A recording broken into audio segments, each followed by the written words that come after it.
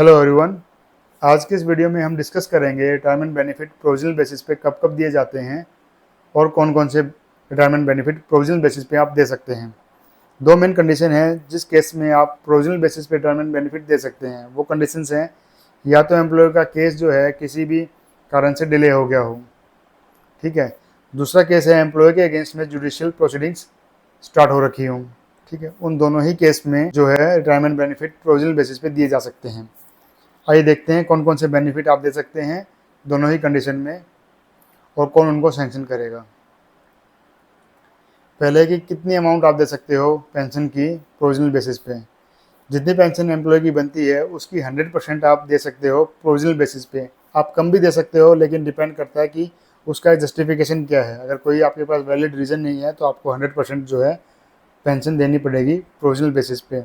कौन सैंक्शन करेगा इसको? अगर एडमिनिस्ट्रेटिव डिले की वजह से आपको प्रोविजनल पेंशन देनी पड़ रही है तो हेड ऑफ द ऑफिस उसको सैंक्शन करेगा। अगर जुडिशियल प्रोसीडिंग्स की वजह से देनी पड़ रही है तो पे एंड अकाउंट ऑफिसर पहले अथॉरिटी इशू करेगा, उसके बाद हेड ऑफ द ऑफिस उसको सैंक्शन इशू करेगा। कब सैंक्शन करेंगे इसको हम?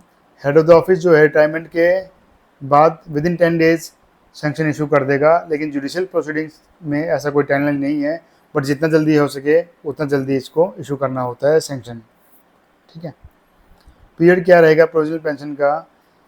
एडमिनिस्ट्रेटिव डिले के केस में 6 महीने का ये पीरियड रहता है। उसके बाद हेड ऑफ द ऑफिस और पे एंड अकाउंट ऑफिसर आपस में कंसल्ट करके एग्री होके जो प्रोविजनल पेंशन है उसी को फाइनल करके पीपीओ इशू कर सकते हैं। बट अगर किसी को भी कोई ऑब्जेक्शन है तो फर्दर 6 महीने के लिए इसको एक्सटेंड किया जा सकता है एचओडी की अप्रूवल से, ठीक है।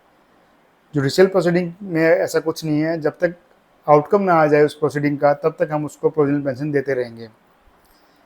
क्या होगा अगर आपने प्रोविजनल पेंशन ज़्यादा कैलकुलेट कर ली और ज़्यादा पे कर दी?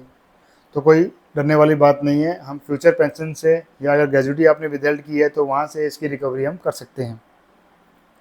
अब बात करते हैं प्रोविजनल ग्रेजुटी की, कि क्या हम प्रोविजनल ग्रेजुटी भी दे सकते इन केसेस में या नहीं दे सकते।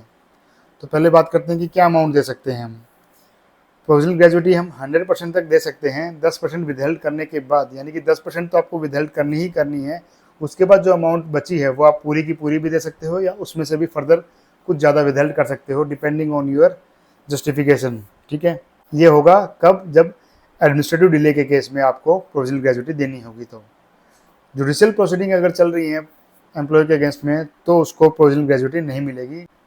कौन सैंक्शन करेगा? Same head of the office sanction करेगा, और जुडिशियल प्रोसीडिंग के टाइम पे तो कोई मतलब ही नहीं बनता क्योंकि वो उसको दी ही नहीं जाती। कब सैंक्शन करेंगे? एज तो कोई टाइमलाइन दी नहीं हुई रूल्स में, लेकिन अगर पेंशन 10 डेज के अंदर सैंक्शन करनी होती है तो ग्रेजुटी भी 10 डेज के अंदर अंदर ही सैंक्शन करनी होगी, ठीक है। क्या होगा अगर ग्रेजुटी आपने ओवर पेमेंट कर दी? उस केस में डरने वाली बात ये है कि ग्रेजुटी एक बार एम्प्लॉय को चली गई ज़्यादा पेमेंट तो आप उसकी रिकवरी नहीं कर सकते।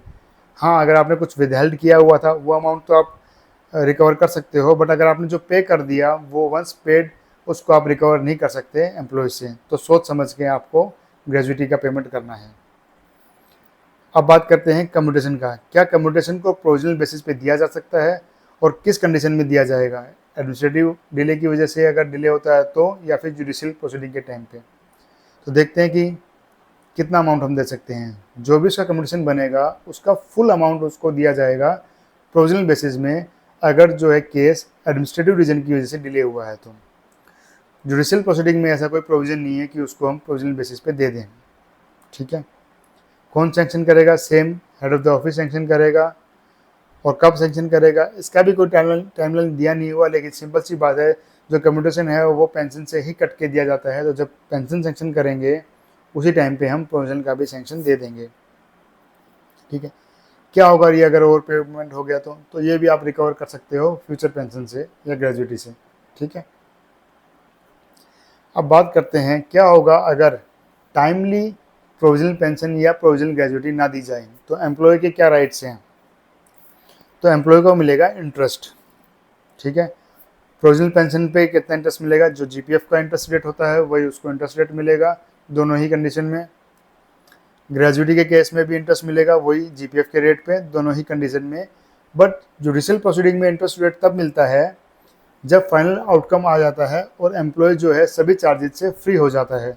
उसी कंडीशन में उसको पूरा टेन्योर का जो है इंटरेस्ट मिलेगा। और पीरियड क्या रहेगा इंटरेस्ट का, ऐसा नहीं है कि जब से आपका पेंशन या ग्रेजुएटी ड्यू हुई है तब से आपका इंटरेस्ट पीरियड भी स्टार्ट हो जाएगा, नहीं।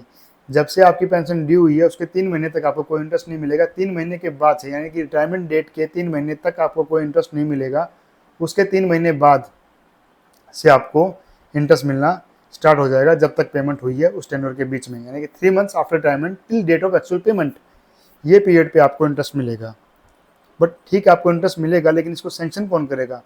इसको सैंक्शन करेगा secretary of the concern ministry. जो भी मिनिस्ट्री में आप काम करते हो उसका जो सेक्रेटरी होंगे वो इसको सैंक्शन करेंगे। जो सेक्रेटरी है वो इसको रीडेलीगेट कर सकता है अपनी इस पावर को, बट वो ऐसे किसी ऑफिशियल को करेगा जिसका रैंक जॉइंट सेक्रेटरी या उससे अबव है, ठीक है। ऐसे किसी ऑफिसर को वो अपनी ये पावर डेलीगेट कर सकता है सैंक्शन करने की, ठीक है। कब मिलेगा आपको इंटरेस्ट? जैसे ही सेक्रेटरी सैंक्शन कर देगा उसके 2 महीने के अंदर अंदर आपको पेमेंट करनी होगी डिपार्टमेंट को, ठीक है। अब मेन बात ये है, मान लीजिए किसी का विजिलेंस क्लियरेंस पेंडिंग नहीं है, तो आप क्या करेंगे, उसको किस तरह से डील करेंगे? इस ऑप्शन नंबर 1 एडमिनिस्ट्रेटिव डिले की वजह से, या फिर ऑप्शन नंबर 2 जुडिशियल प्रोसीडिंग वाले केस की तरह डिसाइड करेंगे। अगर किसी के अगेंस्ट में जुडिशियल प्रोसीडिंग स्टार्ट नहीं हुई है बट विजिलेंस पेंडिंग है, तो उसको हम एडमिनिस्ट्रेटिव डिले मानेंगे और इस तरीके से उसको प्रोसेस करेंगे। जुडिशियल प्रोसीडिंग वाला केस हम तभी प्रोसेस करेंगे एक्चुअल में उसके अगेंस्ट में जुडिशियल प्रोसीडिंग स्टार्ट हो चुकी हैं। अगर विजिलेंस पेंडिंग है बट प्रोसीडिंग स्टार्ट नहीं हुई है तो वो एडमिनिस्ट्रेटिव डिले माना जाएगा और अकॉर्डिंगली उसका पेंशन, ग्रेजुएटी और कम्युनिटेशन उसको पे किया जाएगा, ठीक है।